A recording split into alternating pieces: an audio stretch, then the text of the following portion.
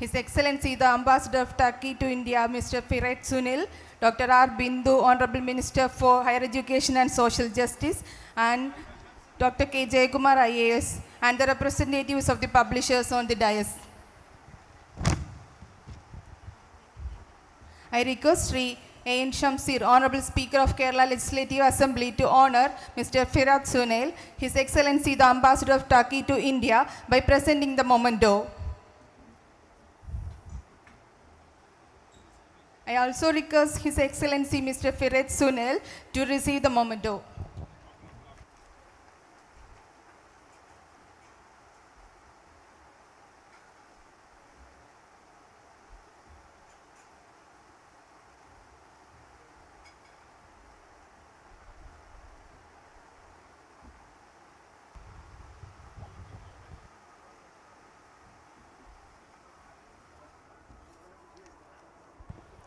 Thank you, sir. ബഹുമാന്യരെ, സൈഗതം ബുക്സ് പ്രസിദ്ധീകരിച്ച തുർക്കി അംബാസഡറും വിഖ്യാത എഴുത്തുകാരനുമായ ഫിറാത്ത് സുനലിൻ്റെ in the shadow of weeping willows എന്ന പുസ്തകത്തിൻ്റെ വിവർത്തനമായ ഇലപൊഴിയും മരത്തിൻ്റെ നിഴലുകളിൽ എന്ന പുസ്തകത്തിൻ്റെ പ്രകാശനമാണ് നടക്കാൻ പോകുന്നത്. നമ്മുടെ ഉന്നത വിദ്യാഭ്യാസ സാമൂഹിക നീതി വകുപ്പ് മന്ത്രി ഡോക്ടർ ആർ ബിന്ദു നമ്മുടെ മുൻ ചീഫ് സെക്രട്ടറിയും എഴുത്തുകാരനുമായ കെ ജയകുമാർ ഐ.എ.എസിന് നൽകിക്കൊണ്ടാണ് പുസ്തക പ്രസാധനം നടക്കുന്നത്.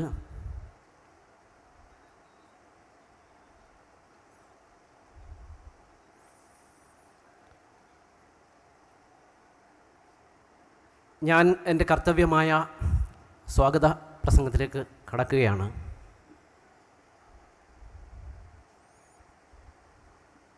വളരെ മനോഹരമായ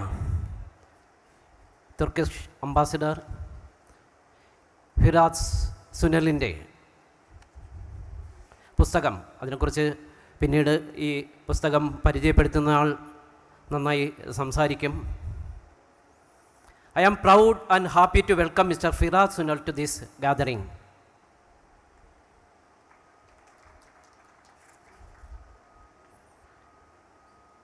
നമ്മുടെ ഉന്നത വിദ്യാഭ്യാസ വകുപ്പ് മന്ത്രിയും സാമൂഹിക നീതി വകുപ്പ് മന്ത്രിയുമായ ഡോക്ടർ ആർ ബിന്ദുവിനെ ഞാൻ ഈ വേദിയിലേക്ക് സ്വാഗതം ചെയ്യുന്നു. നമ്മുടെ മുൻ ചീഫ് സെക്രട്ടറിയും എഴുത്തുകാരനും ഗാനരചയിതാവും ഒക്കെയായ, ഇൻട്രൊഡക്ഷൻ ഒന്നും വേണ്ട എങ്കിൽ പോലും, ജയകുമാർ സാറിനെ ഞാൻ ഈ വേദിയിലേക്ക് സ്വാഗതം ചെയ്യുന്നു. നമ്മുടെ മുൻ ഗവൺമെൻറ് സെക്രട്ടറിയായ കെ സുദർശനൻ സാറിനെ ഞാൻ ഈ വേദിയിലേക്ക് സ്വാഗതം ചെയ്യുന്നു. അതേ കണക്ക് തന്നെ നിയമസഭാ സെക്രട്ടറി, ഇപ്പോഴത്തെ ഈ പുസ്തക ഉത്സവത്തിൻ്റെയൊക്കെ സംഘാടകനായ നമ്മുടെ നിയമസഭാ സെക്രട്ടറി എ.എം. ബഷീർ സാറിനെ ഞാൻ ഈ വേദിയിലേക്ക് സ്വാഗതം ചെയ്യുന്നു. അദ്ദേഹത്തെ കണ്ടില്ല, അദ്ദേഹം ഉടൻ എത്തുമെന്ന് നമുക്ക് വിചാരിക്കാം. അതുപോലെ തന്നെ നമ്മുടെ ജില്ലാ ലൈബ്രറി കൗൺസിൽ മെമ്പർ മഹേഷ് മാണിക്കത്തെ ഈ വേദിയിലേക്ക് സ്വാഗതം ചെയ്യുന്നു. അതുപോലെ പി.എൻ. പണിക്കർ ഫൗണ്ടേഷൻ വൈസ് ചെയർമാനായ മിസ്റ്റർ എം. ബാലഗോപാലിനെയും ഈ വേദിയിലേക്ക് സ്വാഗതം ചെയ്യുന്നു.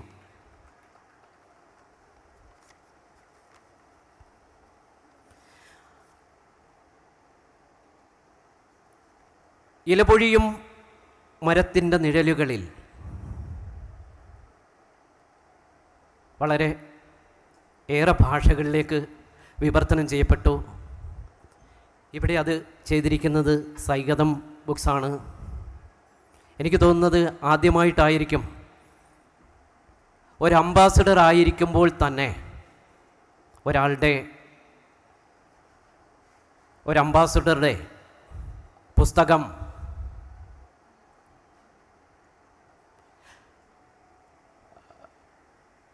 പ്രസാദനം ചെയ്യപ്പെടുന്നതെന്ന് ഞാൻ വിചാരിക്കുകയാണ്. അങ്ങനെ തന്നെയാണെന്നാണ് എൻ്റെ അറിവും. ആ നോവൽ വളരെ മഹത്താണ്. മലയാളത്തിൽ എല്ലാവരും വായിച്ചിരിക്കേണ്ട നോവലാണ്. കാരണം രണ്ടാം ലോകമഹായുദ്ധത്തിൻ്റെ പശ്ചാത്തലത്തിൽ തുർക്കിയിൽ നിന്ന് മധ്യേഷ്യയിലേക്ക് നാടുകടത്തുന്ന വിവിധ വംശജരായ മനുഷ്യരുടെ ജീവിതമാണ്. മധ്യേഷ്യയിലേക്ക് നാടുകടത്തുമ്പോൾ 40 ദിവസത്തെ യാത്ര വളരെ ദുഃഖകരമായ ദുരിതപൂർണമായ യുദ്ധത്തിൻ്റെയും പട്ടിണിയുടെയും ദാരിദ്ര്യത്തിൻ്റെയും ഒക്കെ ഭീകരമായ അവസ്ഥയിൽ ജീവിക്കുന്ന മനുഷ്യർ മഹാമാരി പിടിപെട്ട് 1,00,000-ഓളം ഉള്ള ആൾക്കാരിൽ നിന്ന് 30,000 പേർ മരിച്ചുപോയി. ഇത് ഹിസ്റ്റോറിക്കൽ ഫിക്ഷനാണ്. ചരിത്രമാണ് കൂടുതലും. ഞാൻ അദ്ദേഹവുമായിട്ട് സംസാരിച്ചപ്പോൾ ചരിത്രമാണ് കൂടുതലും. വളരെ ദുഃഖകരവും നമ്മളെ കണ്ണു നനയിക്കുന്നതും നമ്മുടെ അസ്തിത്വത്തെ ഓർമ്മപ്പെടുത്തുന്നതുമായ മനോഹരമായ നോവൽ. ആ നോവലിൻ്റെ റിലീസിംഗ് ഫംഗ്ഷൻ ആണ് ആദ്യമായി നടക്കാൻ പോകുന്നത്.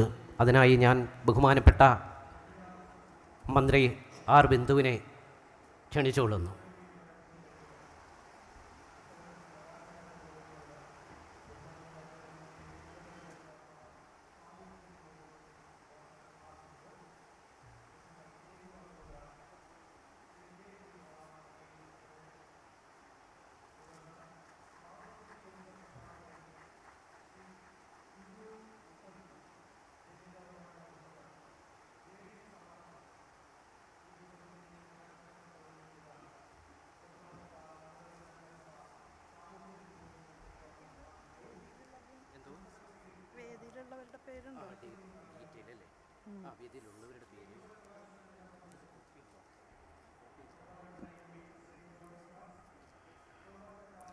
Honorable Ambassador of Turkey, Mr. Firat Sunel, വേദിയിൽ സന്നിഹിതനായിട്ടുള്ള മുൻ ചീഫ് സെക്രട്ടറി ഡോക്ടർ ജയകുമാർ, വേദിയിലും സദസ്സിലും സന്നിഹിതരായിട്ടുള്ള മറ്റ് ബഹുമാന്യരെ, പ്രിയമുള്ള സഹോദരന്മാരെ, at the very outset, I would like to greet and wholeheartedly congratulate Mr. Firat Sunel for writing a very beautiful novel in spite of his busy schedule as an ambassador. വളരെ മനോഹരമായിട്ടുള്ള ഒരു നോവലാണ് അദ്ദേഹം എഴുതിയിട്ടുള്ളത്. അംബാസിഡർ എന്നുള്ള നിലയിൽ വളരെ തിരക്കേറിയ ജീവിതം നയിക്കുമ്പോഴും തൻ്റെ നാടിൻ്റെ സംഭവ കലുഷിതമായിട്ടുള്ള ചരിത്രത്തിൽ നിന്ന് രക്തം ചിന്തുന്ന ഒരേട് കീറിയെടുത്തിരിക്കുകയാണ് ബഹുമാന്യനായ ടർക്കിഷ് അംബാസിഡർ.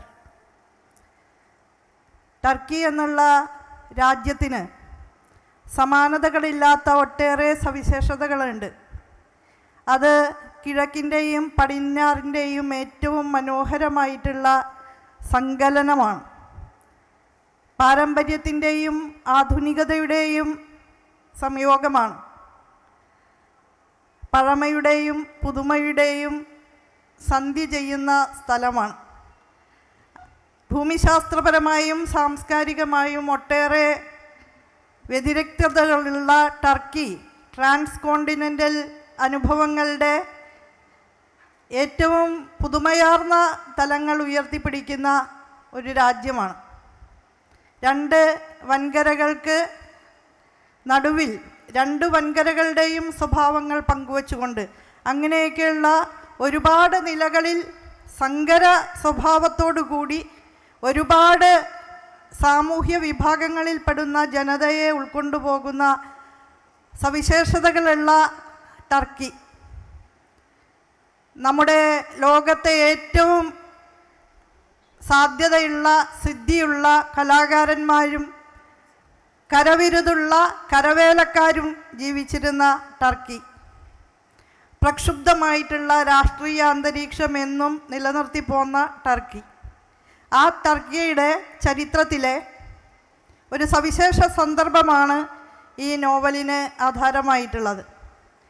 രണ്ടാം ലോകയുദ്ധകാലത്ത് സ്വാഗത പ്രസംഗത്തിൽ സൂചിപ്പിച്ചതുപോലെ മെക്കേഷിയിൽ നിന്ന് പലായനം ചെയ്യാൻ വിധിക്കപ്പെട്ട 10,000-കണക്കിന് മനുഷ്യർ, അവർ നേരിട്ട പട്ടിണി, ക്ഷാമം, ദുരിതങ്ങൾ, രോഗങ്ങൾ, മരണങ്ങൾ, എല്ലാ യുദ്ധങ്ങളും മനുഷ്യരാശിയുടെ മേലെ ഏൽപ്പിക്കുന്ന പരിക്കുകളുടെ ഒരു നേർചിത്രം നമുക്ക് ഈ നോവലിലൂടെ കടന്നു പോകുമ്പോൾ കാണാൻ കഴിയുന്നുണ്ട്. ഒന്നാം ലോകയുദ്ധകാലത്തും ഒട്ടേറെ മാറ്റങ്ങൾക്ക് വിധേയമായിട്ടുള്ള നാടാണ് ടർക്കി. അതുവരെ വളരെ പ്രബലമായി നിന്നിരുന്ന ഓട്ടോമാൻ എംപയറിൻ്റെ പതനം അല്ലെങ്കിൽ ക്ഷയം, അതിനെ തുടർന്നായിരുന്നു ഒന്നാം ലോകയുദ്ധകാലത്ത്.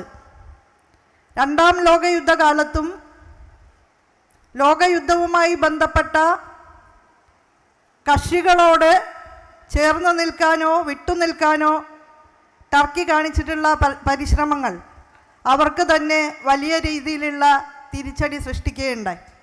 ആ സാഹചര്യത്തിലാണ് സ്റ്റാലിനിസ്റ്റ് റഷ്യ ഇത്തരത്തിലുള്ള ഒരു ഇവാക്വേഷന്, ഒരു ഡീപ്പോർട്ടിങ്ങിന്, ക്രിമിയൻ ടാർട്ടാറുകളുടെ വംശീയമായിട്ടുള്ള വിടുതൽ ചെയ്യലിന്, വംശീയമായിട്ടുള്ള ഒരുതരം ശുദ്ധീകരണത്തിന് എന്ന് തന്നെ പറയാം, ആ രീതിയിലുള്ള നിലപാട് സ്വീകരിച്ചത്. അതിൻ്റെ ഭാഗമായിട്ട് പലായനം ചെയ്യപ്പെട്ടവർ അനുഭവിക്കേണ്ടി വന്ന നാനാമുഖമായിട്ടുള്ള ദുരിതങ്ങളുടെ ചിത്രണത്തിലൂടെ കടന്നു പോകുമ്പോൾ മനുഷ്യഹൃദയങ്ങളിൽ അതുണ്ടാക്കിയ മുറിവുകൾ, ആഴത്തിലുള്ള മുറിവുകളിൽ നിന്ന് കിനിഞ്ഞിറങ്ങുന്ന ചോരപ്പാടുകൾ നമുക്ക് ഈ പുസ്തകത്തിൽ കാണാം. വളരെ ലളിതമാണ് അതിൻ്റെ ഭാഷ, അതുകൊണ്ട് തന്നെ അത് മനോഹരവുമാണ്, ഹൃദയസ്പർശിയാണ്. അത്തരത്തിലുള്ള ഒരു നോവൽ അദ്ദേഹത്തിൻ്റെ നാടിൻ്റെ എല്ലാ വ്യതിരിക്തതകളെയും ഒരു ചരിത്ര സന്ദർഭത്തിൻ്റെ സൂക്ഷ്മാംശങ്ങളിലൂടെയും കടന്നു പോകാൻ നമ്മളെ സഹായിക്കുന്നു എന്നുള്ളത് പ്രത്യേകം എടുത്തു പറയേണ്ടുന്ന ഒരു കാര്യമാണ്. ഏറ്റവും മനോഹരമായി എഴുതുവാൻ കഴിയുന്ന, ഏറ്റവും മനോഹരമായി കല കൈകാര്യം ചെയ്യുന്ന ഒരുപാട് വ്യക്തികൾ ഉണ്ടായിട്ടുള്ള ദേശമാണ് ടർക്കി. ടർക്കിയിലെ വാസ്തുശിലാ വൈഭവങ്ങൾ പ്രത്യേകം എടുത്തു പറയേണ്ടവയാണ്. ബൈസാൻറ്റൈൻ കാലത്ത് നിന്ന് കടന്നു വരുന്ന തരത്തിലുള്ള ഡൂമുകളുടെ നിർമ്മിതി, സെൻറ്റ് സോഫിയയുടെ ആ നിർമ്മിതി എല്ലാം തന്നെ എടുത്തു പറയേണ്ടതാണ്. അതുപോലെ ഓർഹാൻ പാമുക്കിനെ പോലുള്ള എഴുത്തുകാർ ഇസ്താംബൂൾ എന്ന് പറയുന്ന നഗരത്തെ ഏറ്റവും കാവ്യാത്മകമായിട്ട് ആവിഷ്കരിച്ചിട്ടുള്ള ഓർഹാൻ പാമുക്കിനെ പോലെ വിശ്വപ്രസിദ്ധരായിട്ടുള്ള എഴുത്തുകാർ, ഇവരൊക്കെ നമുക്ക് പരിചയപ്പെടുത്തി തന്ന ഒരു ടർക്കിയുണ്ട്. ആ ടർക്കിയുടെ ചരിത്രത്തിൻ്റെ പിന്നാമ്പുറങ്ങളിൽ നിന്നുള്ള ഒരു സവിശേഷ സന്ദർഭം അടർത്തിയെടുത്ത് സ്നേഹത്തിൽ ചാലിച്ച് മുന്നോട്ട് വച്ചിരിക്കുകയാണ് ബഹുമാന്യനായ അംബാസഡർ. മനുഷ്യബന്ധങ്ങൾ, സൗഹാർദ്ദങ്ങൾ, സാഹോദര്യങ്ങൾ, അവർക്ക് മുകളിൽ എത്ര കലുഷിതമായ രീതിയിലാണ് യുദ്ധം പ്രവർത്തിക്കുന്നത് എന്ന് വളരെ വിദഗ്ധമായി ഈ പുസ്തകം കാണിച്ചു തരുന്നുണ്ട്. ഭരണകൂടങ്ങളുടെ ആക്രാന്തങ്ങൾ, അധികാരത്തിനു വേണ്ടിയുള്ള ത്വരകൾ, ഇതെല്ലാം തന്നെ എങ്ങനെയാണ് സാമാന്യ മനുഷ്യരുടെ ജീവിതത്തിൽ കരിനിഴൽ വീഴ്ത്തുന്നത്. യുദ്ധവുമായി യാതൊരു ബന്ധവും നേരിട്ടില്ലാത്ത ഒരുപാട് മനുഷ്യരുടെ ജീവിതം എങ്ങനെയാണ് തകർന്നടിയുന്നത് എന്നുള്ളത് അത് നിരവധി പുസ്തകങ്ങളിൽ നമുക്ക് വായിക്കാൻ കഴിഞ്ഞിട്ടുണ്ട്. വളരെ തീവ്രതയോടുകൂടി അത് നമുക്ക് ഈ നോവലിലും കാണാം. സാധാരണക്കാരായ മനുഷ്യരുടെ വിശപ്പിന് അപ്പത്തിന് പകരം മിസൈൽ നൽകി പരിഹരിക്കാമെന്ന് വ്യാമോഹിക്കുന്ന ഭരണകൂടങ്ങളുടെ ആ ക്രൗര്യം, അത് തന്നെയാണ് നമുക്ക് ഇവിടെയും വായിച്ചെടുക്കാൻ കഴിയുന്നത്. എക്കാലത്തും യുദ്ധങ്ങൾ ബഹുഭൂരിപക്ഷം വരുന്ന സാധാരണക്കാർക്ക് എതിരായിരുന്നു. ഈ ടെറിട്ടോറിയൽ അംബീഷൻസ്, ഭൂമിക്ക് വേണ്ടിയിട്ടുള്ള, അധികാരത്തിനു വേണ്ടിയിട്ടുള്ള ആക്രാന്തങ്ങൾ, മനുഷ്യരാശിക്ക് ഉണ്ടാക്കിയിട്ടുള്ള അപകടങ്ങളുടെ വൈതരണികൾ ഏറ്റവും ഭംഗിയായി ചിത്രീകരിച്ചുകൊണ്ട് അതിലൂടെ അമർന്നു പോകുന്ന മനുഷ്യബന്ധങ്ങൾ, ഹൃദയബന്ധങ്ങൾ എടുത്തു പറഞ്ഞുകൊണ്ട് നോവൽ അവസാനിക്കുകയാണ്. ഒമർ, നിക്കി രണ്ടുപേർ തമ്മിലുള്ള ഗാഢമായിട്ടുള്ള ഹൃദയബന്ധം വേർപിരിയലിൻ്റെ സന്ദർഭത്തിൽ അവർക്കുണ്ടാകുന്ന വൈകാരിക വിക്ഷോഭങ്ങൾ രണ്ടുപേരിൽ മാത്രമല്ല 10,000-കണക്കിന് മനുഷ്യരിലൂടെ വ്യാപിക്കുന്ന ആ യുദ്ധത്തിൻ്റെ കെടുതികൾ, പ്രത്യാഘാതങ്ങൾ എല്ലാം നമുക്ക് ഈ കൊച്ചു നോവലിലൂടെ വായിച്ചെടുക്കാൻ കഴിയുന്നു. തൻ്റെ നാടിനെ സമർപ്പിക്കാൻ അദ്ദേഹം എഴുതി തയ്യാറാക്കിയ ഈ പുസ്തകം സാധാരണ മനുഷ്യരുടെ വിഹ്വലതകളെക്കുറിച്ചുള്ളതാണ്. അധികാരത്തിൻ്റെ വലിയ രീതിയിലുള്ള ആർത്തിക്കെതിരായിട്ട് ഉയർത്തിപ്പിടിച്ച ഒരു വലിയ പരിചയമായിട്ട് കൂടി ഞാനിതിനെ കാണുകയാണ്. അധികാരത്തിൻ്റെ ഇടനാഴികളിൽ ശക്തമായി നീങ്ങുന്ന ഒരു അംബാസിഡറാണ് ഇത് രചിച്ചിട്ടുള്ളത് എന്നുള്ളത് വളരെ അത്ഭുതകരമായിട്ട് തോന്നുന്നു. അങ്ങനെ അധികാര സമവാക്യങ്ങളിൽ അഭിരമിക്കുന്ന ഒരാൾ എഴുതേണ്ടതല്ല, ഒരു സാധാരണക്കാരൻ എഴുതുന്നത് മട്ടിലുള്ള ഒരു നോവലായിരിക്കുന്നു ഇത്. ഇത്ര മനോഹരമായിട്ടുള്ള ഒരു നോവൽ മലയാളത്തിന് നൽകിയ വിവർത്തകരെയും ഞാൻ ഹൃദയത്തിൻ്റെ ഭാഷയിൽ അഭിനന്ദിക്കുന്നു. Once again I heartily congratulate our respected ambassador and I wish him all the very best in the future. Thank you.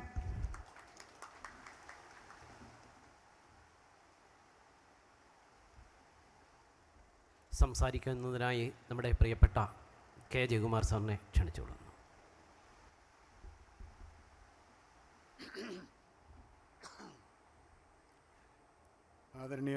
ആദരണീയായ മന്ത്രി ശ്രീ ഡോക്ടർ ആർ ബിന്ദു, ഈ പുസ്തകത്തിൻ്റെ രചയിതാവ് ഹിസ് എക്സലൻസി ഫിറത്ത് സുനൈൽ, ഇവിടെ സന്നിഹിതരായിട്ടുള്ള സുഹൃത്തുക്കളെ എല്ലാവർക്കും നമസ്കാരം. ദീർഘമായൊരു പ്രഭാഷണത്തിൻ്റെ ആവശ്യമില്ല. Your Excellency, we welcome you to this book exhibition. And I'm sure you must have known about Kerala. It's a very strange place where we have more than money, we have a lot of books. We have periodicals. We read a lot of newspapers every day. We are a very peculiar people who would feast in literature rather than on food.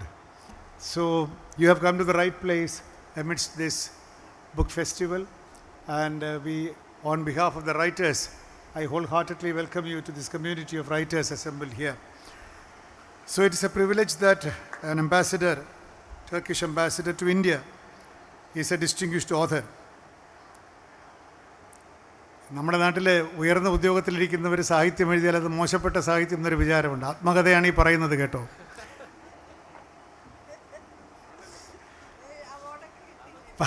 പക്ഷേ ലോകത്ത് diplomats have been writing. Pablo Neruda was a diplomat. Then the Mexican ambassador to India, I forget his name, the great lover of Octavia Paz.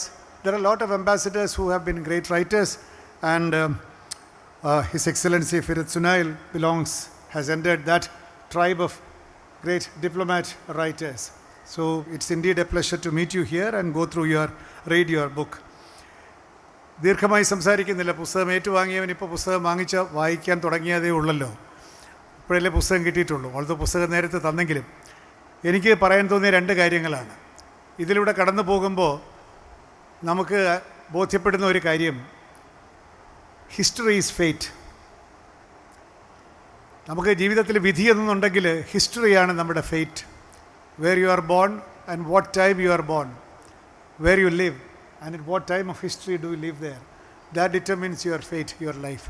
അങ്ങനെ ദൗർഭാഗ്യം അനുഭവിക്കേണ്ടി വന്ന ഏതാണ്ട് 1,00,000 ആളുകളുടെ പലായനത്തിൻ്റെ കഥയാണ് ഇവിടെ പറയുന്നത്. പലായനത്തിൻ്റെ കഥ നമ്മൾ വായിച്ചിട്ടുണ്ട്. ചരിത്രത്തിൽ ഒരുപാട് പലായനങ്ങളുടെ കഥയുണ്ട്, ദുരന്തങ്ങളുടെ കഥയുണ്ട്, വിഭജനങ്ങളുടെ കഥയുണ്ട്. എന്നാൽ വിഭജനങ്ങളും ദുരന്തങ്ങളും ആവർത്തിക്കുമ്പോഴും എല്ലാ എഴുത്തുകാർക്കും കാണാൻ കഴിയാതെ പോകുന്നത് അല്ലെങ്കിൽ കഴിയാതിരിക്കുന്നത് പ്രണയവും അത്രയും തന്നെ സാർവലൗകികമാണ് എന്നുള്ളതാണ്. ഏത് ദുരന്തത്തിൻ്റെ നടുവിലും പ്രണയത്തിൻ്റെ ആർദ്രതയുണ്ടാകും.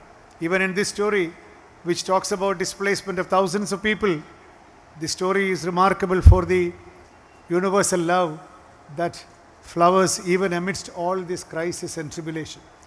That is human life. അതാണ് ജീവിതത്തിൻ്റെ സാർവജനീനത, സാർവലൗകികത.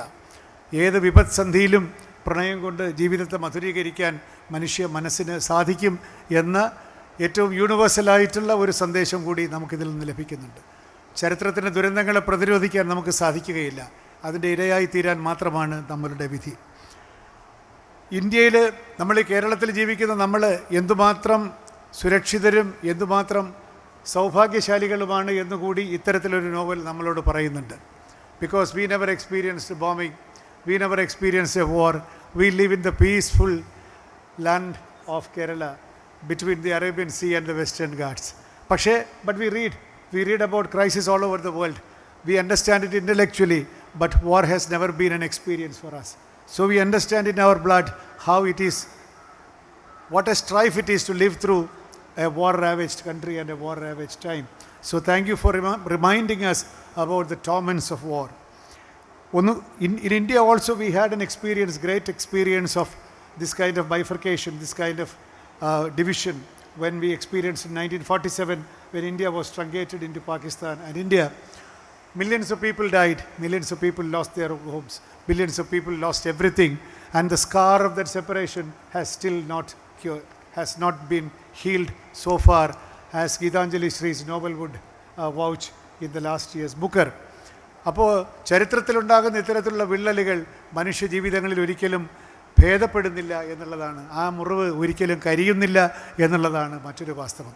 ഇത്തരം കാര്യങ്ങൾ ഓർമ്മിപ്പിക്കുവാനും ചരിത്രത്തിൻ്റെ ഈ വിപത്സന്ധികളിൽ പ്രണയം കൊണ്ടും സ്നേഹം കൊണ്ടും ജീവിതത്തെ നേരിടാമെന്നുമുള്ള ഈ വലിയ സന്ദേശം നമുക്ക് തരുന്ന ഈ പുസ്തകം നമുക്ക് വായനക്കാർക്ക് അഭിഗമ്യമാക്കി തീർത്ത സൈഗതം ബുക്സിന് ഒരിക്കൽ കൂടി അഭിനന്ദനം രേഖപ്പെടുത്തിക്കൊണ്ട് കേരളത്തിലേക്ക് വന്ന ഈ ടർക്കിയുടെ അംബാസിഡറിനെ ഒരിക്കൽ കൂടി ഇവിടെ കൂടിയിരിക്കുന്ന എല്ലാ എഴുത്തുകാരുടെ പേരിലും ഹാർദമായി സ്വാഗതം ചെയ്തുകൊണ്ട് എൻ്റെ വാക്കുകൾ നിർത്തുന്നു. നന്ദി, നമസ്കാരം.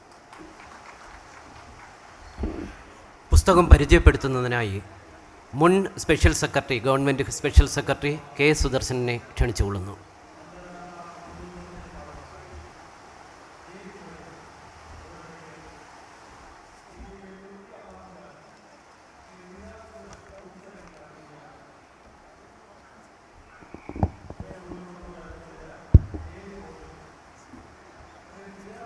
ആദരണീയായ ഉന്നത വിദ്യാഭ്യാസ വകുപ്പ് മന്ത്രി ഡോക്ടർ ബിന്ദു,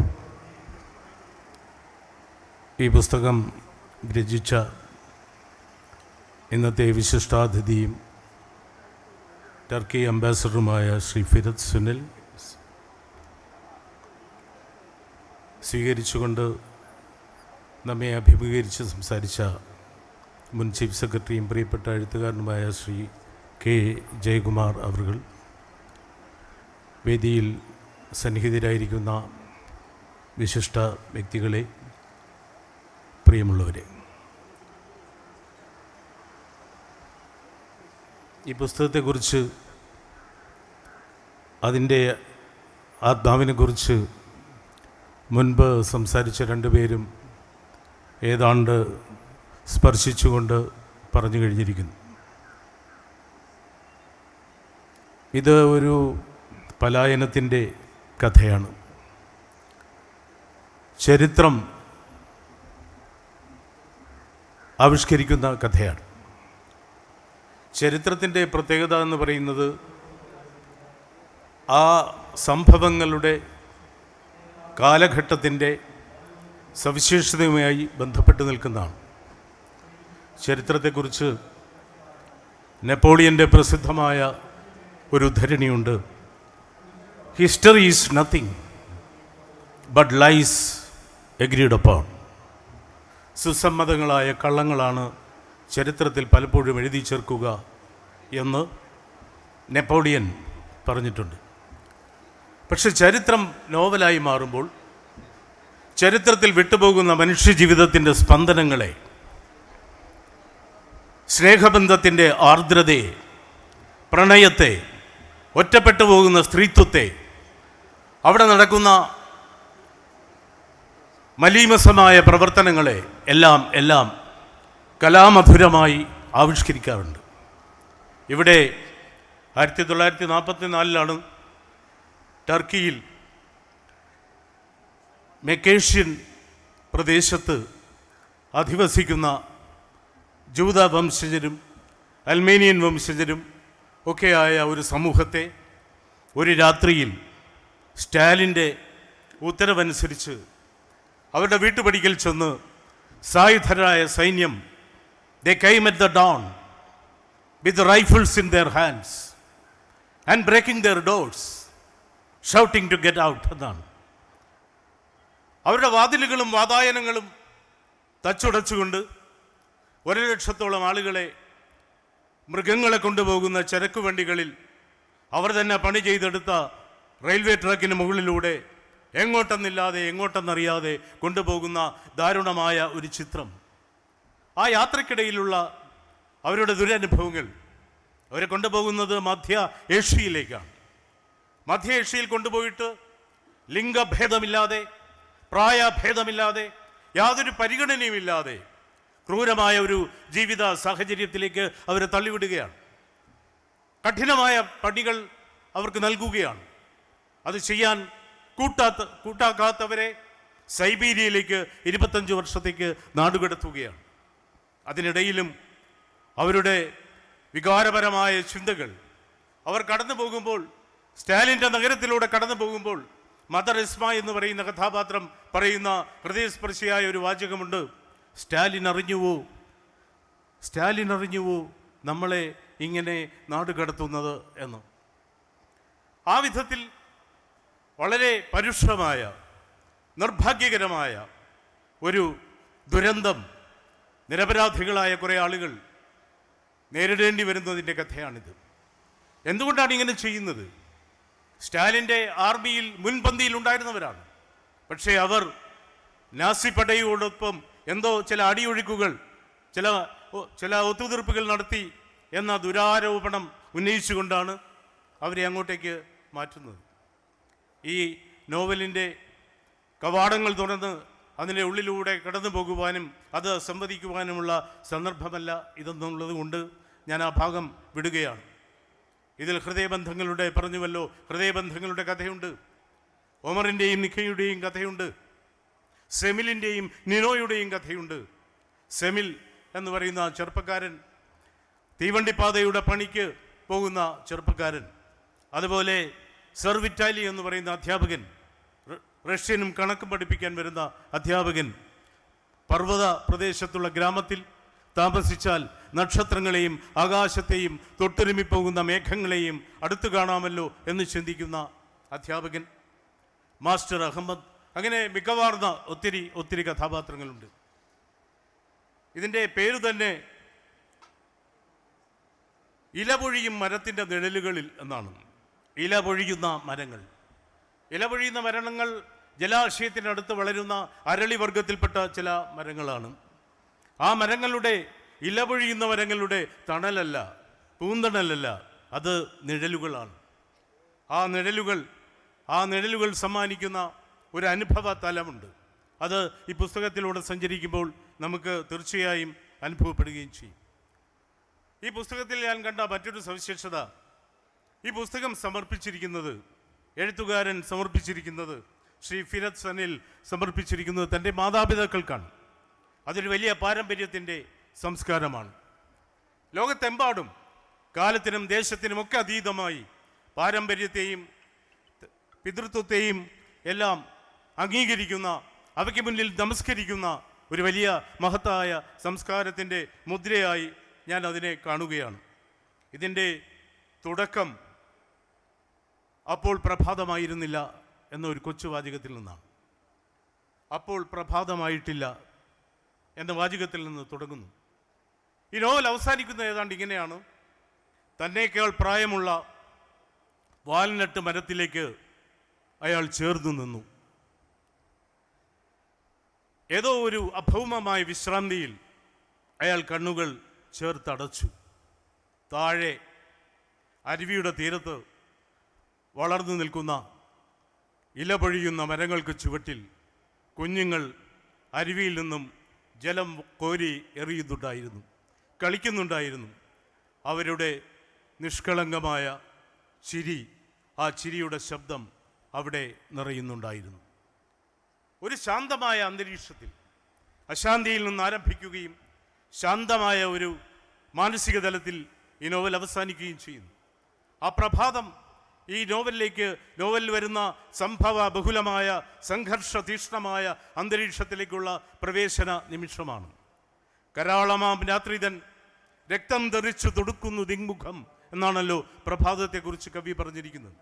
ആ വിധത്തിലുള്ള പ്രഭാതത്തിൽ നിന്ന് ആരംഭിക്കുകയും വളരെ ശാന്തമായ നിഷ്കളങ്ക ബാല്യങ്ങളുടെ ചിരിയിൽ, ആ ചിരിയുടെ ശബ്ദത്തിൽ, അതിൻ്റെ ശാന്തതയിൽ, വിശ്രാന്തിയിൽ കഥ അവസാനിക്കുകയും ചെയ്യുമ്പോൾ ഈ നോവലിലൂടെ മലയാളികളായ വായനക്കാർക്ക് കടന്നു പോകുവാൻ ഏറെ താല്പര്യമുണ്ടാകുമെന്നും അവർക്ക് ഒരു അപൂർവമായ വിരുന്നാണ് സൈഗതം ബുക്സ് ഒരുക്കിയിരിക്കുന്നതെന്നും പറയുവാൻ എനിക്ക് സന്തോഷമുണ്ട്, അഭിമാനമുണ്ട്.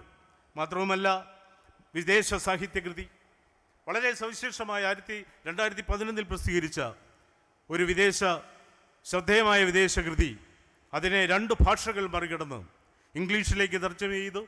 അതിൽ നിന്ന് വീണ്ടും മലയാളത്തിലേക്ക് പ്രഗത്ഭരായ 2 എഴുത്തുകാരികൾ ഭാഷയിലൂടെ അതിനെ നമ്മുടെ മണ്ണിലേക്ക്, നമ്മുടെ മാതൃഭാഷയിലേക്ക്, പ്രിയപ്പെട്ട മലയാളത്തിലേക്ക് കൊണ്ടുവരുമ്പോൾ ഒരു പുനരാഖ്യാനത്തിൻ്റെ സാധാരണ സംഭവിക്കുന്ന സൗന്ദര്യത്തിൻ്റെ ചോർച്ച ഇവിടെ സംഭവിച്ചിട്ടില്ല.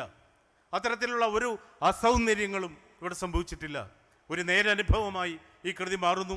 ഇത് വായിക്കുമ്പോൾ ആ വിധത്തിലുള്ള ശ്രമകരമായ ഒരു ദൗത്യം ഏറ്റെടുത്തതിന് സൈഗതം ബുക്സിനെ, എനിക്ക് തോന്നുന്നു ഇതാദ്യമായിട്ടാണ് മലയാളത്തിൽ ഇത്തരം ഒരു സംരംഭമെന്ന്, സൈഗതം ബുക്സിനെ അഭിനന്ദിക്കുന്നു.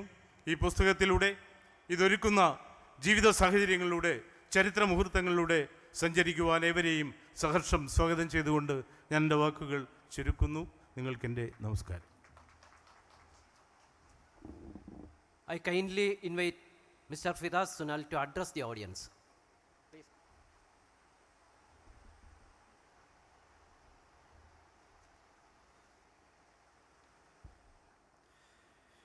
Honorable Minister Dr. Bindu, distinguished guests, ladies and gentlemen. It's an outstanding honor for me to be here today, and thank you all dignitaries and dear readers for their presence. My special thanks go to the Honorable Minister for Higher Education and Social Justice, Dr. Bindu, for releasing my book. In the Shadow of the Weeping Willows is my primary novel that was first published 13 years ago.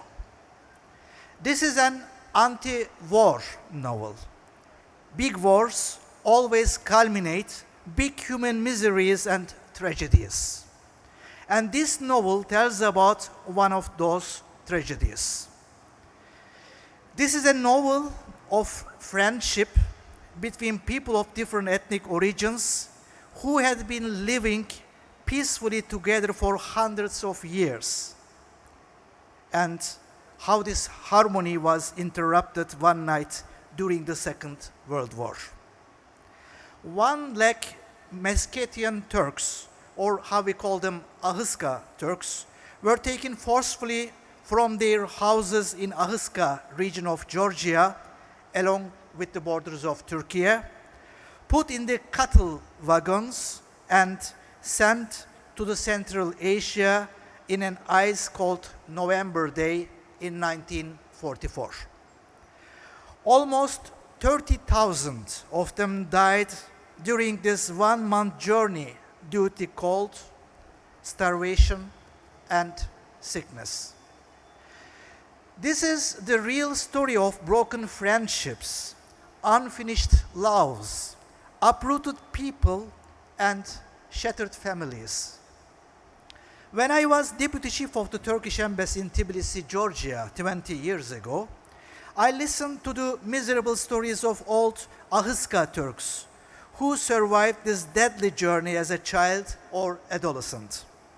I recorded their voices and videos, took their photos, went sometimes on horseback, sometimes even on foot, to their old villages where they used to live with good memories 70 years ago.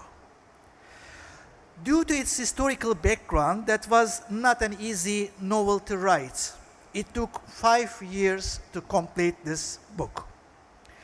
And with this novel, I became the first ever novelist as a career diplomat in the Ministry of Foreign Affairs of Turkey. We have quite a few authors in Turkey, in our foreign service, I mean, but unlike India, none of them were novelists. Immediately after the first edition was published in 2011, the novel attracted big attention and became bestseller. Many critics and articles have been written in prominent literary magazines about this novel. It was even subject to a doctorate thesis and was adapted to a Turkish TV series in 2015, which was on the top of the ratings list. So far, it has the 6th edition in Turkey, and the 7th edition will be published soon, translated and published in several languages and countries. And today, I feel very happy and honored to be here in beautiful Kerala for the release of my book in Malayalam. Before I complete my speech, I want to emphasize that publishing the book in Malayalam has nothing to do with me being ambassador of Turkey to India. The contract between the publishers was signed long before, 5 years ago, when I was still Africa as ambassador and could even not dream of being appointed one day as ambassador to India. I would like to extend my heartfelt thanks to the Kerala Legislative Assembly and to the government of Kerala for their warm hospitality. Thank you very much.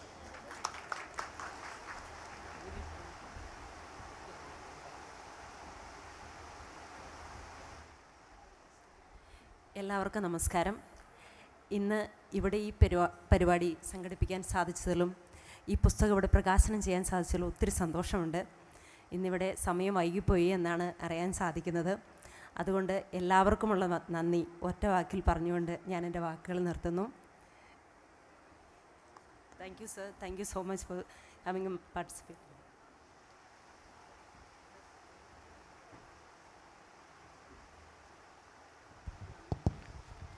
On behalf of Klibf, we express our sincere gratitude to all the honorable dignitaries and the guests in the dais and the people gathered here. Thank you. We request His Excellency the Ambassador of Turkey to India, Mr. Firat Sunel, distinguished presence at the venue 3 of Klibf for the book signing session. സ്റ്റാളുകളിൽ നിന്ന് ബഹുമാനപ്പെട്ട Turkish ambassador Shri ഫിറാത്ത് സുനേലിൻ്റെ പുസ്തകങ്ങളോ വിവർത്തനങ്ങളോ വാങ്ങി KLIBFൻ്റെ വേദി 3-ൽ എത്തുന്നവർക്ക് അദ്ദേഹം പുസ്തകങ്ങൾ കയ്യൊപ്പിട്ട് നൽകുന്നതാണ് എന്ന വിവരം കൂടി അറിയിക്കുന്നു.